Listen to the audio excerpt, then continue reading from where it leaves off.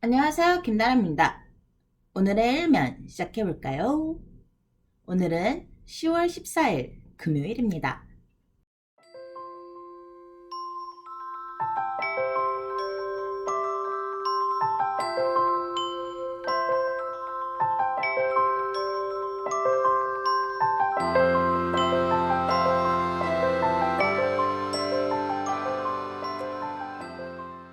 자, 여러분, 오늘은 금요일이라서 그런지 별로 그렇게 재미있는 기사가 별로 없어요. 그래서 많이들 건너뛸 거고요. 대신에 오늘 이따가 밑에 가면 나오는 In the News 부분에 콜롬비아 얘기가 있거든요. 이번에 노벨 평화상을 콜롬비아 대통령이 타갔잖아요. 그래서 그 얘기를 따로 떼어내서 좀 더 깊이 있게 다뤄볼까 해요.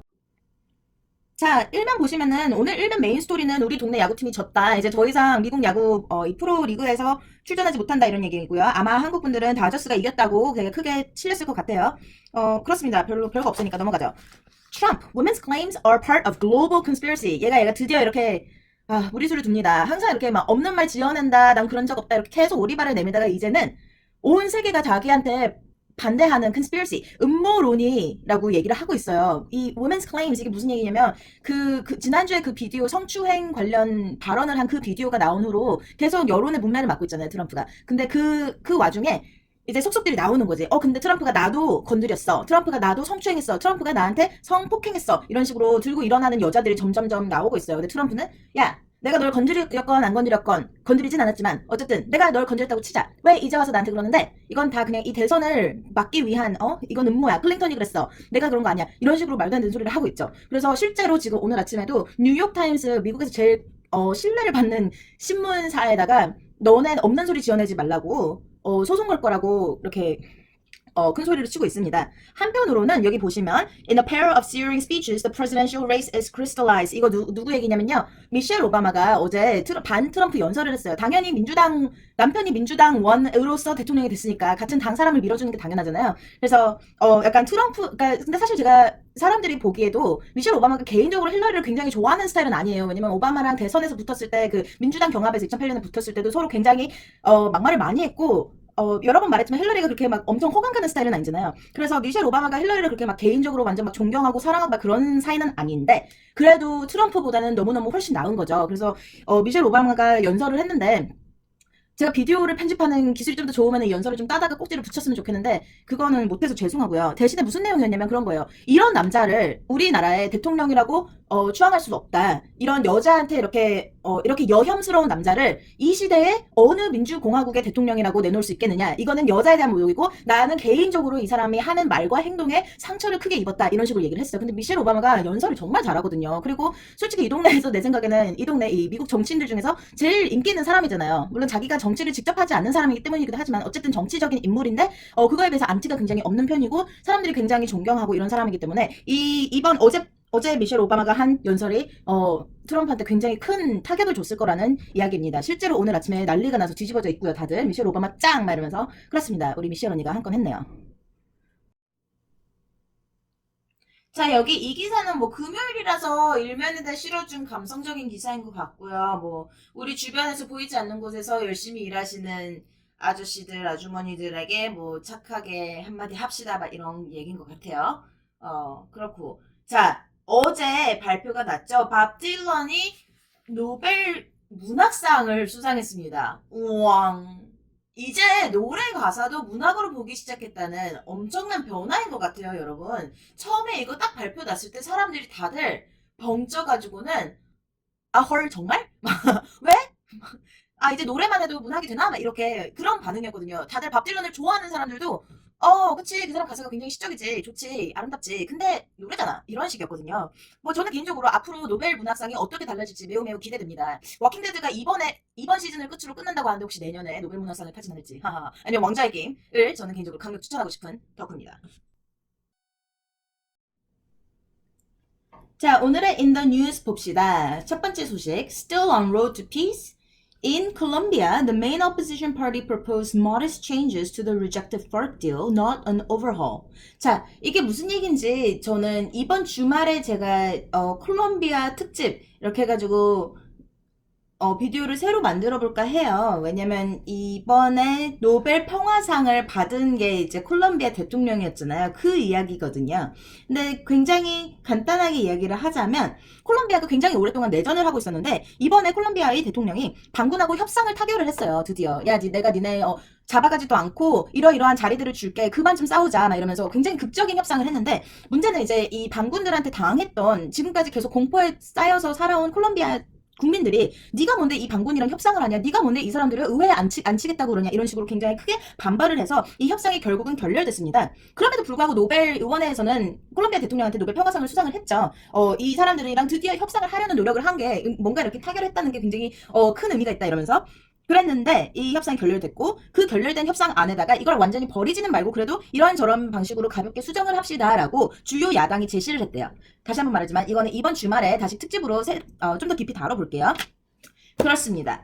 그 다음 The suspect in bombings in the New York area last month appeared in court via video from a hospital. 여러분 지난달에 뉴욕에서 압력성 폭탄 테러 있었던 거 기억하세요? 그 얘기예요. 그 당시에 용의자로 잡혔던 사람이 이번에 다쳐서 화장실이래. 다쳐서 병원에 있기 때문에 비디오 상으로 법정 출두를 한다는 이야기입니다. 그렇습니다. 다음, the FBI will begin collecting data next year for an online national database tracking police use of force. 이거 굉장히 반가운 소식이에요. FBI가 내년부터 경찰 무력 사용 건수를 집계하는 데이터베이스를 구축할 예정이다라고 했습니다. 어제도 얘기했지만 Black Lives Matter하고 경찰의 무력의 과잉 진압 이런 게 계속 이슈가 되고 있잖아요. 여러분은 조금 이상할 수도 있어요. 의아한 게 FBI가 그럼 지금까지는 경찰이 누가 어떤 무력을 썼는지 몰랐단 말이야? 몰랐다고 합니다, 여러분. 미국 연방 정부는 이런 주별로 이루어지는 그 경찰의 뭐 무력 사용 이런 거를 전혀 터치도 하지 않고 그 데이터도 전혀 수집하지 않고 있었대요, 지금까지. 그래서 예를 들어서 우리 바로 옆 동네 버지니아에서 누가 총을 쏴가지고 죽잖아요. 경찰 총에 맞아서 죽잖아요.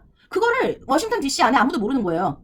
물론 뭐 억울하게 죽었다 이래가지고 시위를 하고 이렇게 난리가 나면은 그거에 대해서 들을 수는 있지만 약간 좀 자연스러운 무력의 사용? 그냥 체포하는 과정에서 써지는 무력. 이 여기서 말하는 무력은 뭐 범인이랑 이렇게 투닥투닥 하는 걸 수도 있고요. 아니면 뭐 후추 스프레이 이런 거를 뿌리는 걸 수도 있고요. 아니면 총기를 사용하는 걸 수도 있어요. 근데 이런 무력 사용 건수들을 전혀 수집조차 하지 않고 있었다는 게 굉장히 의외기도 하고 두렵기도 한 현실이죠. 그래서 이거를 고치기 위해서 이제 내년부터 FBI가 데이터베이스를 구축한다고 합니다. 과연 이게 근데 이 온 나라의 경찰들의 반발에도 불구하고 이게 제대로 실행이 될 수 있을지는 좀 두고 봐야 될 것 같아요. 굉장히 반가운 소식이긴 하지만 아직 설레발치기엔 조금 이른 감이 없지 않습니다. 자, 다른 이야기들. 세상에는 무슨 일이 있었는지. A Syrian refugee suspected of plotting a terrorist attack on a Berlin airport killed himself in jail in Germany. 베를린에서 공항 테러 용의자로 체포됐던 시리아 난민이 수감 중에 자살했다고 합니다. 이 뒷배경에 무슨 이야기가 있는지 좀 알아봐야 될 것 같아요. 이게 그렇습니다. 그리고 어제 얘기했었죠. 우리는 이미 부미폴 왕이 서거한 이후에 태국 왕실이 앞으로의 향로를 고민하고 있다라고 떴어요. 왜일까요, 여러분? 어제 제가 그랬죠. 부미폴 왕이 굉장히 약해졌던 왕권을 이렇게 재정립하고 이렇게 흩어진 민심을 딱 모아가지고 태국을 좀 강하게 만들었다고. 그래서 왕실에 대한 존경과 왕에 대한 존경이 굉장히 남다른 게 태국 사람들이라고 어제 얘기했잖아요. 근데 부미폴 왕의 아들, 유일한 딱 하나 있는 아들이 굉장히 아버지와 다른 성품을 가졌다고 합니다. 트럼프 못지않은 여성 편력이 심한 분이시고 뭐 강아지를 위한 생일 파티를 하는 비디오가 뭐 어디 유포가 됐는데 막 알고 보니까 되게 문란한 비디오였고 막 이런 그래서 막 저 사람이 우리의 왕이다라고 이렇게 생각하기엔 사람들이 좀 탐탁지 않은 그런 분위기래요. 그래서 그런 이야기였고요. 자, 오늘의 마지막 소식. Future U.S. military aid to Saudi Arabia is said to be tied to the kingdom's embracing a ceasefire in Yemen. 여러분, 예멘이랑 사우디아라비아랑 계속 사이가 안 좋다고 얼마 전부터 얘기했죠.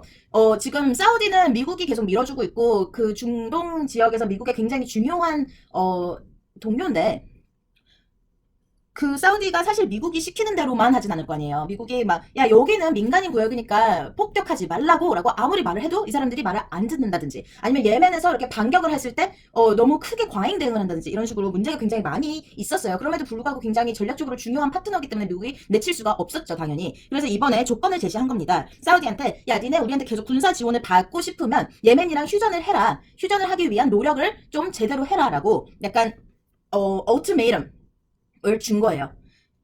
또 그러면 더 이상 너네랑 같은 편이라고 공공연하게 말하고 다닐 수 없다 이러면서. 자, 오늘은 금요일이기도 하고 별일이 그렇게 많이 있지 않기도 했었어서 그렇게 엄청난 내용은 없었던 것 같아요. 그쵸? 오늘은 길게 얘기 안 하고 이제 여기서 끊을게요, 여러분. 대신에 아까 말한 것처럼 콜롬비아의 노벨 평화상 수상 배경과 앞으로의 행로에 대한 이야기를 이번 주말에 특집으로 꾸며보겠습니다. 여러분, 즐거운 주말 보내세요. 안녕.